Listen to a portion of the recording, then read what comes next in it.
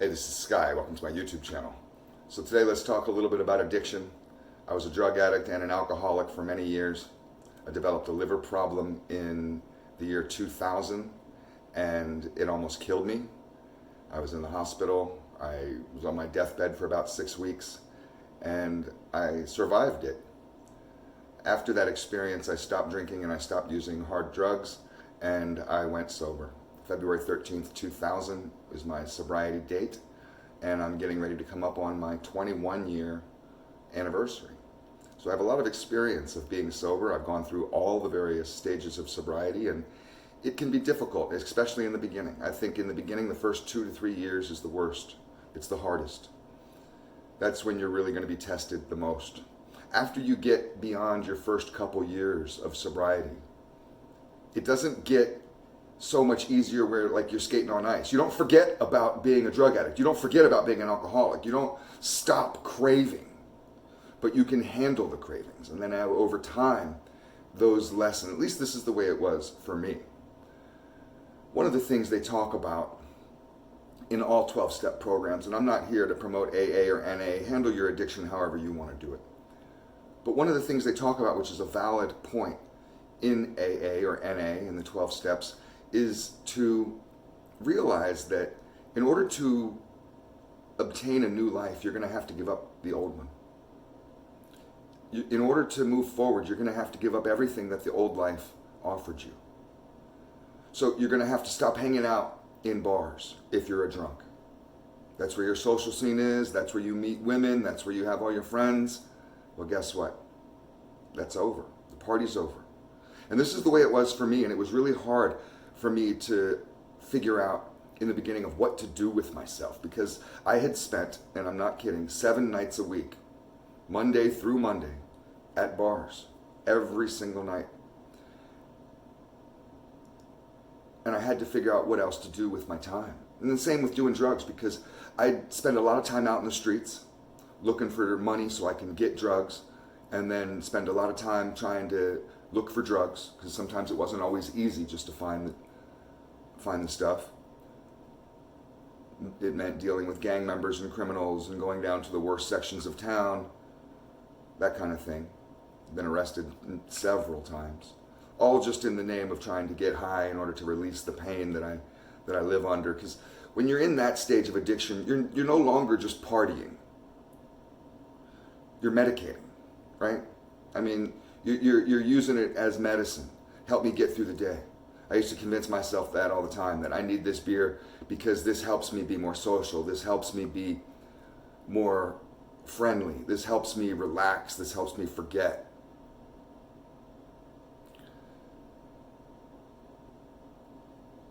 In order to make that decision, and it's up to you, to go sober, you have to be all the way with it. You can't be half-assed. You can't just be on the fence. So in order to obtain your new life, you're going to have to give up your old one in order to be sober and to be productive and to thrive.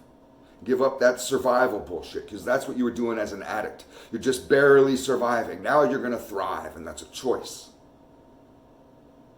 You're also going to have to choose, and it's going to be one of the hardest things you do, to let go of who you were and become who you're going to be. Let go of the friends that you used to have.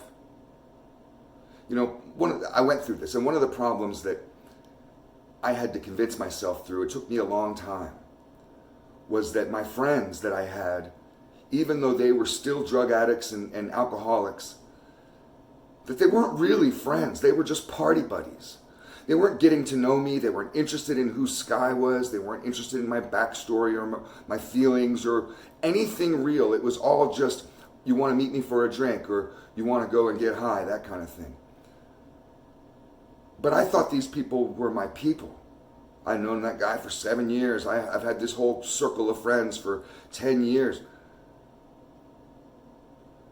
None of them were really interested in me after I went sober. And in fact, a lot of them resented it.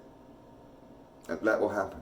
They'll resent you for it. And it's funny how it happened to me. I laugh at that, because I did this to other people. I was a drug addict and alcoholic. I was a criminal in the streets. I was a total lowlife. And when I would be around other people that would make steps towards getting their shit together, I would make fun of them. I would tease them. I would laugh at them. I would make them feel bad about themselves. I would be like, fuck that motherfucker. I would talk shit about them.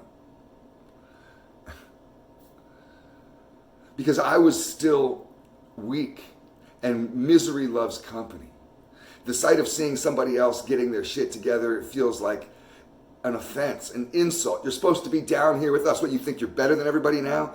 You get into this mode, and it becomes kind of like us against them, because the drug world, the alcohol world of addiction, not just if you're having one drink, but I'm having 10, 15, 20 drinks, plus a gallon of wine, plus a mountain of cocaine and whatever else. PCP, I loved PCP. That was my favorite drug.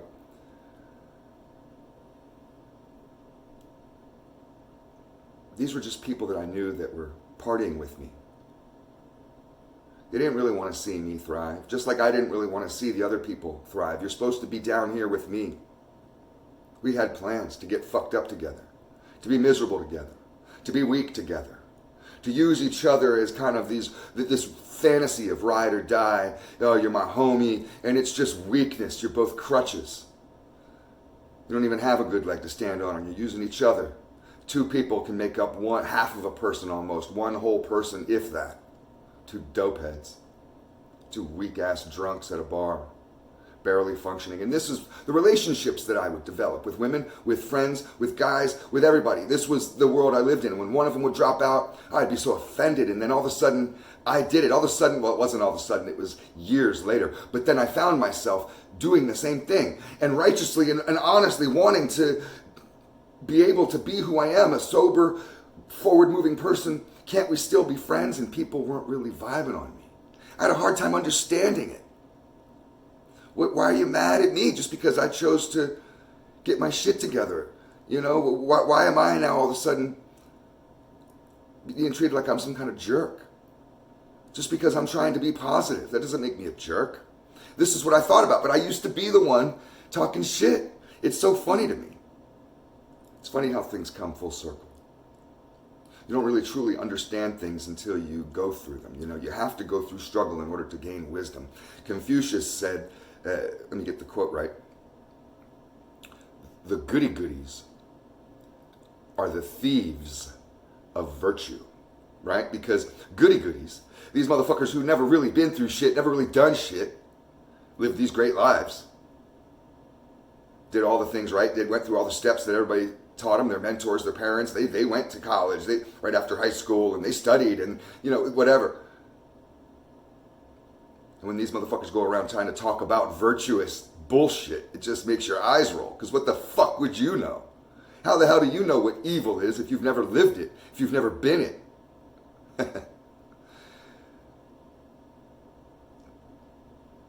You're gonna have to give these people up.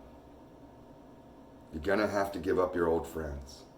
I found myself being sober and trying my best and still going to bars, being the designated driver, drinking sodas and water. You're not truly sober. You're not, if you're still hanging out with addicts. Just like when I tried to separate myself from the streets, and I've had to make the same choice. It's the exact same thing. I had to choose what side of the tracks I was going to be on. What side of the fence am I going to live on? Am I going to be with those guys? Or am I going to be over here trying to be positive and forward moving and motivated? Mind, body, and soul and all that. Or am I going to be weak and angry and committing crimes? And I found myself in the beginning trying to be a normal person. Getting a job, trying to educate myself, trying to do what's right for my mind, body, and soul and get healthy and all these various things. But yet, one of my best friends was a bank robber who robbed 44 banks, 45. The fifth one he went to prison on. Now he's in prison again. Life's about choice. My other friend was one of the regional leaders. I'm not going to say which region, because I ain't no snitch, but he was one of the regional leaders of where I was living for a large criminal organization, for a large gang. My buddy, I wasn't in that gang. I wasn't an associate to his gang. I wasn't doing business with his gang. I wasn't robbing banks with these other guys. This was just my friends, my crew. And I'm like the straight one. I'm the one who's not doing drugs. I'm the one who's not drinking. I'm the one who's not going to go commit the crimes. I'm not going on missions with you anymore. It's such a fucking bullshit way to be. You're fooling yourself, just like I was.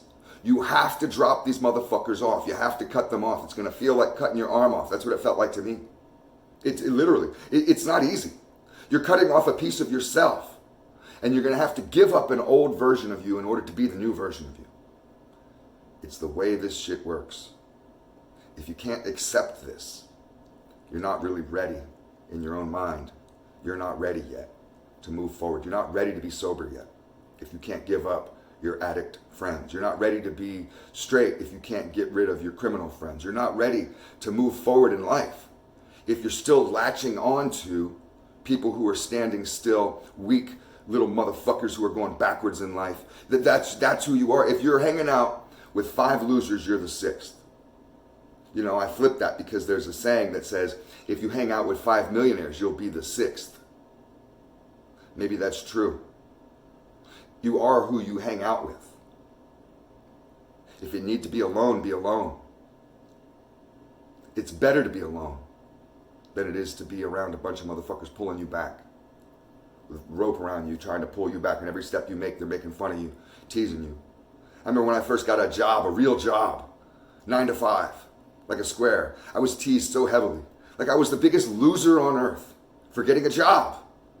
People out there, I mean, when you're in a criminal world, it's like everything's flipped on its head. It's a bizarro world. Right is wrong, wrong is right.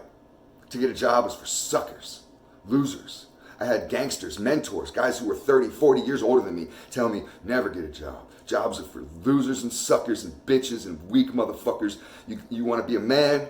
You take your money. This is the bizarro world that older men are teaching me as a kid. And I grew up with that and had to go against everything I knew. Every voice in my head, I had to go against it. And relearn everything and become a new person. Drop everything.